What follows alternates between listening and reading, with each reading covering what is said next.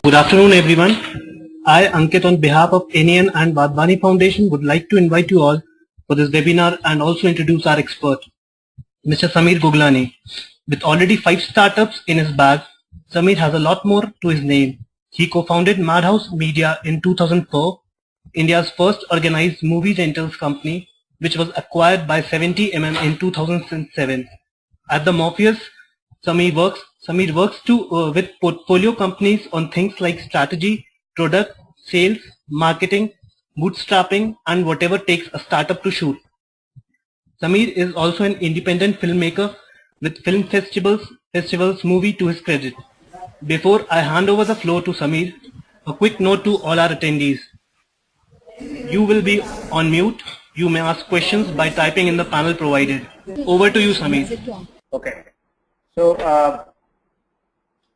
welcome everyone, for joining the session. So I think, so recently I read this very nice tweet which said, entrepreneurship is probably the hardest job in the world, right? So, and I truly believe that. So I think all of you guys have made a choice to take that as a job. So, so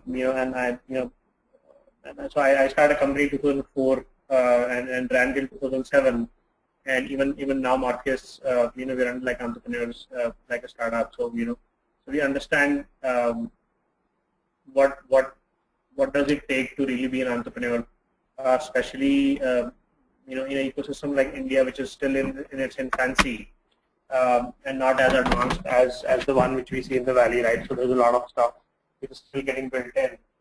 So let's get started. So I think the topic of today is what is that investors or in particular Morpheus looks for in the entrepreneurs before deciding to work with them, right? And just to, I think many of you guys may know about Morpheus, but just to give you a very quick background, we are a startup accelerator, which means that we work with startups at the most young stage, almost helping them take birth. And we run a program, startup acceleration program, which happens once in 6 months.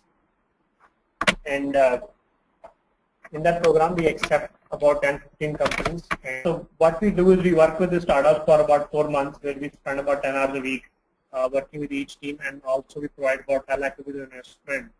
So our investment is honestly a very small component of the value we bring to the table. I think the money probably enables teams to kind of, it's like a scholarship for 10 months before you can figure out something significant.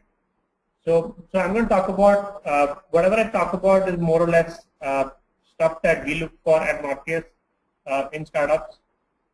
And, just to give you a kind of a background, so a lot of the startup conventions. So I mean, if you think about startups, right? So the capital of startups in the world is Silicon Valley, right? Bay Area in US, California, and a large number of people who are also a part of the Indian ecosystem are people who have been exposed to Silicon Valley while working over there. But almost all of us, if you are folks who read about startups and internet and investing and all this stuff online, chances are that 70-80% of the articles which you read are also being produced by folks in Silicon Valley, right? So a lot of stuff which is being done in Silicon Valley is a very common knowledge for Indian startup ecosystem. So while that is good, but I think there's one disconnect. So you cannot apply that knowledge or the conventions or the methods of Silicon Valley directly into India, right? Silicon Valley is about 60 years into its startup, since starting startups, India is hardly in 10 years, right? So we have a lot to learn. So one of the things which you have seen in Morpheus is that, I mean, the ecosystem in India still tries to follow some of the value systems, whereas what we really need is to figure out and adapt things which work for India, while we are aware of what happens in the valley. Kind of don't just copy it blindly, right? Now we'll talk about things which Morpheus looks for. So I think first up, things I mean, things which we don't care about, right? So these are sometimes we have seen again, these things matter a lot in some kind of investment, but we kind of have a very heavy disagreement, which we don't care, how much education as the founders receive.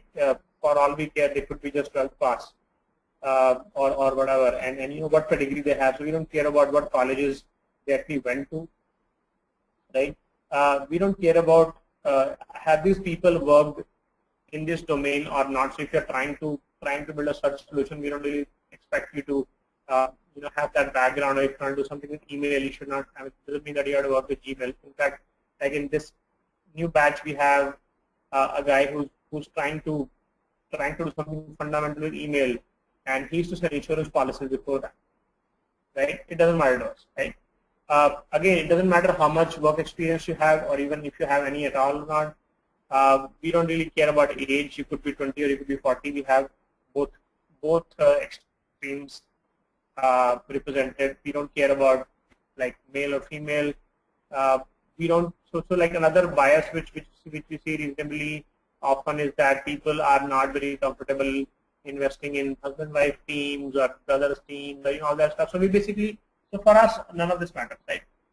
Another thing which we don't care about is, in fact, we have some reverse bias towards that. Is basically what are the trends of investment, right? So basically, if you look at majority of the investments which are happening around us, all the money goes to the trending sector, right? So e-commerce, group deals, and now the the car segment, car booking segment, right? We started with Ola Cabs, but now it's like everybody's like there are 12 companies already funded on that, right? So let's talk about what is that we do care about, right? So the first and foremost thing is tenacity, right? So doing a startup is hard anywhere, right? I mean, there's no doubt about that. But doing a startup in an ecosystem like India, which is still in the infancy, is probably 5 times harder than doing it in the valley, right? So I was just reading this announcement today where there's a very popular payments company called Square out of the valley, which raised Series D, and they got Starbucks as a partner and an investor, right? Now, I think Square is hardly two and a half years old, but the amount of scale they have been able to receive just within 2.5 years is phenomenal, right? So if you had the same team of Square, bring them to India and ask them to do the same thing in India, it will take them 10 years, 7 years, right? The reason for that is, as a country, as an economy, we are still building our systems, right?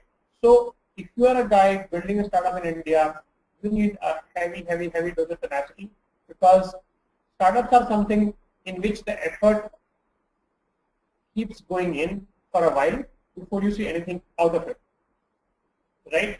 And that duration of how long we will have to just keep putting your efforts in is going to be like 3, 4, 5 years, something like that. And on average in our portfolio, we see that it's about 1.5 to 2 years before the company can start seeing some really significant signs of, okay, things are working out, right? So part of the, so basically here is what, when we look at tenacity, right? So we look, first of all, we look for individuals who are tenacious in general, right? So basically these are people, like if they take up a task, they would rather like die in the process than leave it alone, right? So if they take up something, they always give their best, right? They put the full effort in doing something, right? But unfortunately, doing startups is so hard that just a natural reserve of tenacity which an individual carries is not sufficient, right? Because there is so much hard things which you have to face that you could run out of it, right? So how do you figure out a continuous source of tenacity, right? That's where the passion comes in, right? So basically, so let's say you're trying to solve a problem in a domain which you're really passionate about, right? So this is something, for whatever reason, you really care about, right? And you have faced the pain personally, so you want to figure out. So if you are solving a problem as a team, which you are passionate in that problem which you are passionate about, that passion about the problem becomes a continuous source of tenacity. So basically, you can keep getting new dose of tenacity by the fact that you're solving a problem, right? So we'll give you an example. So in the batch 7 or 6 of Morpheus, we had this company called Float, And two founders, Maha and Sikand, like we fell in love with them the day we met them. We really liked the guys, random backgrounds. One guy is a code techie, one guy is a design guy. He used to be an artist before, plays music, stuff like that, right? So really good team, right? Very capable. And they start building an iPhone app which basically would give some location-based notification, right? So in the beginning, they were all very enthused. They built the app, they released it on the iStore, got about 100 downloads, came to the demo day. But somewhere I was never able to feel that energy which was coming in, right? And I could see that these natural tenacious people are somewhere seem to be getting tired doing this thing, right? So if you are doing something which you are not really enjoying, you basically tend to get tired. So even in natural big reserve of tenacity, slowly tend to get down. So they did a demo day, and then they come back to us and say, Sameer, we are not enjoying this, right? I said, okay, so what should we do? So he said, hey, we are from entertainment background. I think we should think of doing something on entertainment. And I said, wow, that's a good idea. Why don't you guys think about some idea? So basically, that process led to the creation of Radio Float. So these guys, they dumped their earlier application. They created something new, the field of music. Now both of the founders have been like amateur musicians for 20 years, right? So they sing, they play guitar, right? And all these 20 years, they've been musicians. They also knew that in India, music cannot be a career unless you are part of Bollywood, right? If you are a good musician but you don't have any connection, you can't go to Bollywood. Like you can only play part time. So you have to find a regular job because music will never make you money, and then you do this thing. So these guys had experienced that pain for themselves. So with Radio Float, they are solving the same pain. So they're giving a platform for independent musicians of India, right, to come out and put their songs on Radio Float. These guys basically put it out on the platform and connect the musician with the audience. So basically, the first thing which they've done is they've launched the iPhone app, which went live about 3 weeks ago, and it's doing phenomenally well. It's only got 200 downloads, very active usage. So what I saw was basically suddenly the amount of energy which they were able to put in every day, right, and still be passionate about the very next day was directly coming from the fact that these guys were passionate about all of this. So they found something which they really cared about, right? And within no time, basically we distributed that trial version of the app. We also found investors who were also as music crazy as these guys were, right? So we found this group of people who are also passionate about music. Very quickly, around 30 lakh people was put in, and they've been able to build a team. There are 5 people now, right?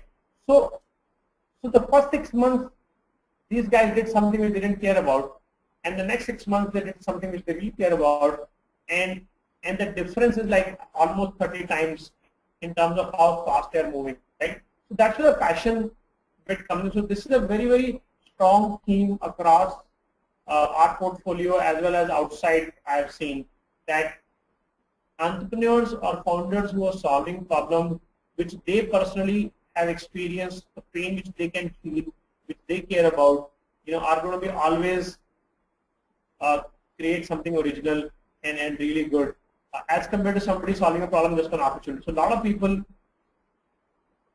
are basically typically, like starting companies like e-commerce or group B just because, hey, it's a great opportunity, let me come and start, right? That's a wrong answer, right? You want to start a company because you care about it. And for all of you, if you are like, you should ask this question to yourself in all honesty. How much do I care about this particular domain? Because when you are going to go through it, you're going to have a lot of near-death experiences while your startup journey is going on. And the only way to survive and not go back and take a job is basically passion and tenacity, right? So look for that. Third thing is founding dynamics, right? So basically, so individually each founder is maybe great, right? And but what is also very important is the dynamics of the team, right? So basically, if there are 2 or 3 founders, we try to get very deep into figuring out, how long these guys have known each other, have they worked before, have they built stuff together before, do they get along well, will they be able to settle down responsibility, like divide stuff and not have ego come in between where everybody wants to be a CEO, right? So we basically, that's another area which we really care about. We tend to observe. So let me tell you how we look at all these things. So basically, the process which Morpheus follows, people go and fill up an application online, right? And the application has very less number of questions about the actual idea which you are going to do. Most of the questions are about the person or the team, individuals who are applying, and the team dynamics, right? So we read those applications and we try to assess these things, the passion, and all the stuff. At the same time, so basically, if you like, so if you get to the application process, we do a couple of calls with each team, and then based on that, we make a list of what, like this batch, last batch, we made a list of about 35 companies with whom we did something which we call like a live-in period, right? The live-in is basically like a live-in before you get married. So let's work together for 2 weeks, right? We'll spend 5 hours a week with you. Let's do that, and then we'll see. So basically, what we feel is that if you work with them for 2 weeks, like if I'm doing calls with the team, recording emails, I can sense the dynamics, I can sense the passion, I can sense the tenacity, right? That's a method which we deploy to really, make these opinions about a company. I don't think it's possible to judge these things just based on an application form or a business plan or 2-3 calls. We need some time, right? Yeah. So basically, that's the next thing. So we look at founding team dynamics. We look at the passion. The next one which you look for is problem solving skills, right? So if you look at life of an entrepreneur, from the morning to the night, all you gotta do is solve problems, right? For example, like when I was trying to log into this webinar, suddenly I realized that the webinar ID which I had no longer works, right? And it's 10 minutes to call. So one option is to panic, right? Another option is to think how to solve the problem. So I called Sneha, who's the organizer of many, and I said, hey, this is what's happening. And she was pretty good, so she guided me through the solution to this problem. Right? So basically problem solving, I think that's probably one of the most fundamental skills which an entrepreneur needs. Like, hey, I'm trying to register a company, it's not working, the CA says it can't happen. Oh, it's a problem, how do you solve it? Hey, I want to hire somebody, but I can't get enough good resume. Hey, it's another problem, how do you solve it, right? So people who enjoy taking on problems. So when you talk about problem, right, it's really something, like it's kind of a thing which maybe you haven't seen that scenario before, but you have to like apply whatever knowledge and experience you have till today to kind of, try to tackle that and figure out what's the way out, right? Sometimes you can solve it yourself, sometimes you have to ask for help, right? So problem solving skills. The next one is, I'm going to spend some time on this. This is what we discovered, what we call as subconscious thinking, right? So bear with me a little bit. It's slightly longer story. So basically, about 1.5 years, 2 years ago, while we were trying to start our 6th batch, we basically, we were doing this regular exercise which you do between every 2 batches, that just analyze all the companies we worked with so far and figure out which are the ones who are, figure out which ones were right and which was the wrong decision, right? And see what we can learn so that we make better decisions in future.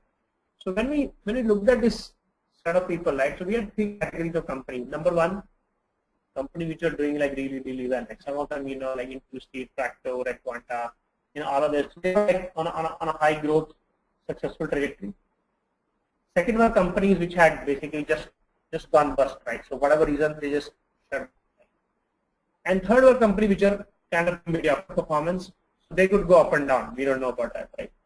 So we said, okay, so why are the ones who are successful are able to achieve success, and why are the ones which are doing, right?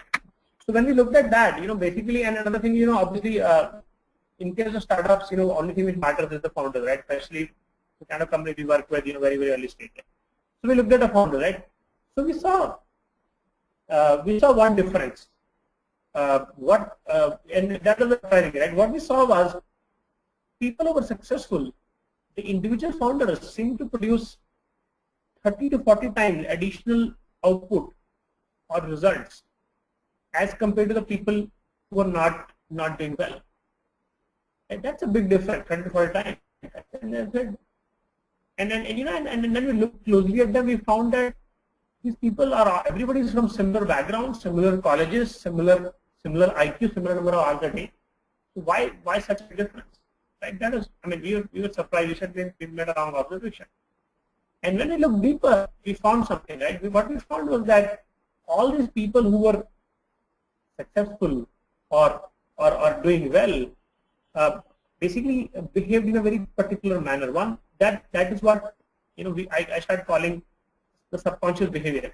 So basically, these guys work in a manner where dominant amount of time they are in this mode where the decisions and thoughts and ideas are coming from their gut, right, from their instinct, which is what, I mean, at least I start calling it subconscious. So basically, they are not rationalizing everything. They are not making a lot of calculations. They are not doing what I call the conscious thinking.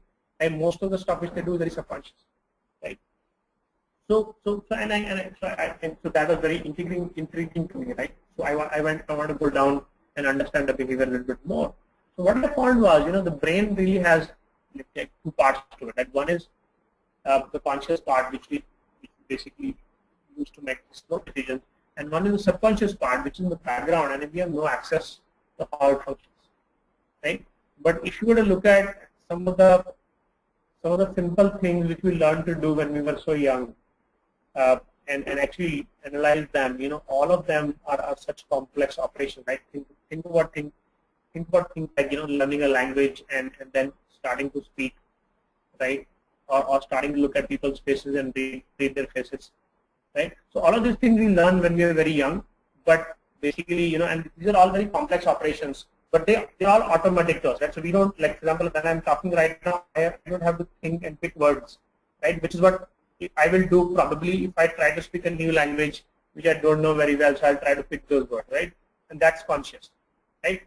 So we have this very, very strong subconscious brain, which stays in the background. You know, another example is, you know, let's say when I'm throwing a ball at somebody and catch it, right? That's a very common thing, right? A lot of people, all of us have caught balls hundreds of times, you know, when we were young and maybe even now, right?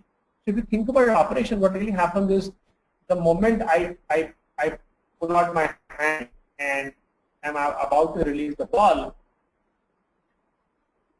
your brain catches a ray of light from the ball to the eye, divides by the speed of light to figure out the distance of the ball from the eye, right?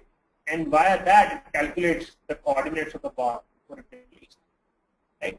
And then when I release the ball, it repeats the same steps every few milliseconds, right? So every few milliseconds, it knows the coordinates of the ball, right? And then using those coordinates, it plots a possible path, or maybe two possible paths on which the ball may travel while it's coming to you, right? And basically then, you know, and based on that, it looks at, hey, is a projectile, is a parabola, is it coming from up to down, is it coming straight? And based on that, you decide to, like, you know, should I catch it with one hand, two hands, should I jump forward, right? So all of this happens to all of us in a very natural manner, right? But if you look at it, it's a very complex set of equations being solved while you are performing an act which to you looks so simple. So basically, we have this very, very fast, powerful subconscious brain, right? Which, if used properly, can help us work much, much faster, right? So people are subconscious, use the subconscious brain, and they are a lot faster than other people. But hey, you know, being subconscious is just being an autopilot, right? So that doesn't mean that you'll be right. So you could make fast decisions, but all of your decisions could be wrong, and you could just you know, at the wrong path, right? So how do you be subconscious and also start making the right decision, right? So this is where the second condition comes in, right? Second condition is you are a subconscious person and you start working on an idea or a problem which you are very, very passionate about, or basically something which is already on the list of favorites for your subconscious. And so all of us build a certain things which we already care about, or we start caring about a lot as we go through life, right? So these are the set of things which our subconscious really likes, right? So if you find something which your subconscious really likes to do, and then you start doing it, you know, try to dedicate your life to that. So with every 1 hour you spend on that activity, right, because this is one of the favorite things for your subconscious to do.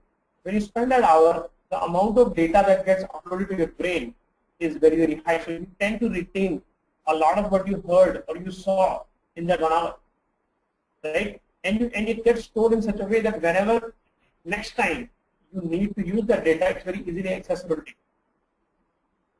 right? Let's talk about example of, let's say, a footballer like Pele, right? So Pele is probably one of the best footballers of all time. At the age of, let's say, 3 or 4, it was discovered, as an accident, and like he loves to play football, right? And it was also discovered that he seems to have some talent for football, right? What that means is that basically whenever Pele started playing football, for every hour of football he played, he was able to retain a lot of techniques and skills which are used to play football. And then when we played for another hour, he basically was better in the first hour because he was able to go back and use the data, right? Right? So basically what happened, so Pele probably played football for like 30, 35, 40 years. Right? So all these 30 years, like 10 hours, 300 days a year, he probably played football, right? So by that, so with every day of football he played, he basically had more and more data in his head, right, to refer to, right? So after playing football for these 5-10 years, right, he has so much data in his head. So whenever he looks at a formation, let's say he's going with the ball forward and there are certain players are standing in a certain way, automatically his subconscious brain is going to look at all previous situations and tell him like which way he should take the ball. Or if he's in front of the goal and he has to take, there are 2 people standing in front, like what kick should he use, right? Because what has happened is over this 5, 10, 15, 30 years, there's so much of data got uploaded to the subconscious brain that it's able to make really, really nice decisions. So if you are a subconscious person, you pick a thing which you love to do and you start dedicating your life to it, you will obviously make mistakes like everybody else in the beginning. But slowly and slowly, all that data of mistakes will start collecting in your subconscious and use threshold, where basically your decision will not only be faster, but also become a lot accurate.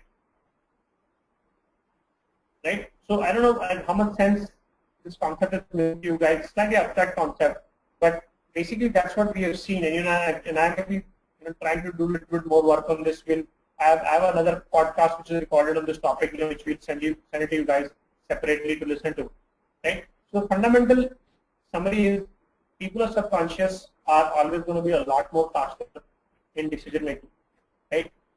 But they can only become accurate if they work in a domain or a problem which they really care about, because once they start doing that, the data starts to collect in their head as they continue to work on that domain, and once they have a certain threshold data, the accuracy which they can bring to the decision making is going to be far, far, far better than anybody else.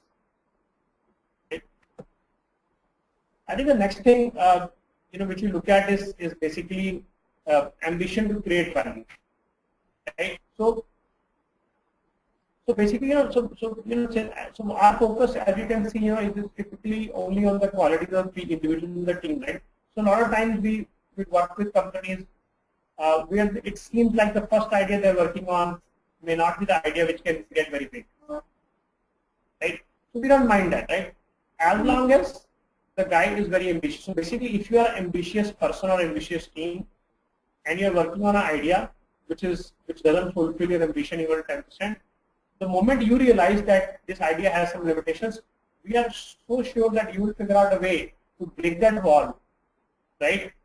And expand that idea into something which can be really large, right? But you can only do that if you are very hungry, very ambitious to create value, right? If we sense that you are somebody who's going to be happy, achieving certain amount of revenue, a certain amount of scale, a certain amount of fundraising, right? We're going to step back.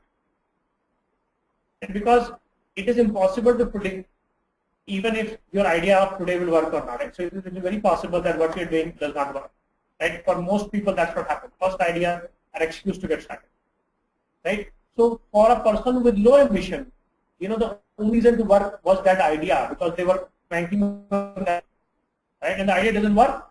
They don't. They sit and start waiting for another idea. Right? But for the person who has ambition, for them that's everything. If this does not work, based on this learning, I'll find something else. Right? So that's so those are some of the things which we care about a lot. And I don't know how we are doing on time, but I've kind of covered what we care about, what we not. Right? I mean, and honestly, like just to give a few more examples. Next time we have a team. So we started a new batch just a week ago about team companies. So we had there are a few teams which we were about not able to make decisions. So we found a set of people where we could see that hey, they function in a subconscious manner, right? So they were very fast in doing what they were doing.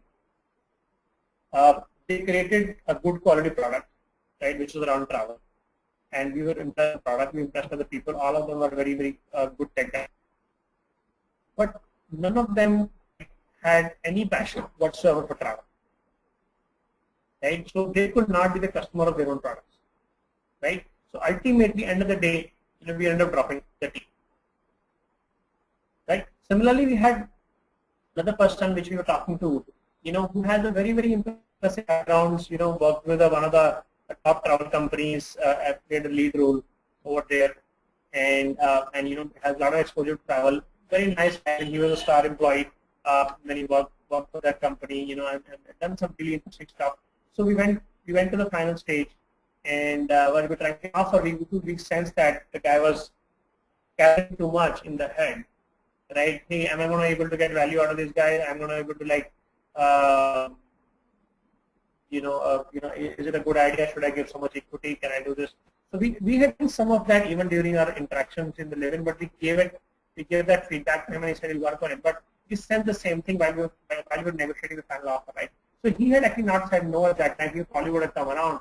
But basically, the moment we sensed certain amount of conscious thinking, we backed up. Right. So basically, I mean, you need people who are, naturally very tenacious people. You need people who are working on problems they care about. You need people who like to solve problems. You need people who are subconscious. You need people who are very high ambition to create value. So personally, we feel that if this combination is met, you have a team which will end up potentially end up creating a good company over the next 5-10 years. That's it from my side.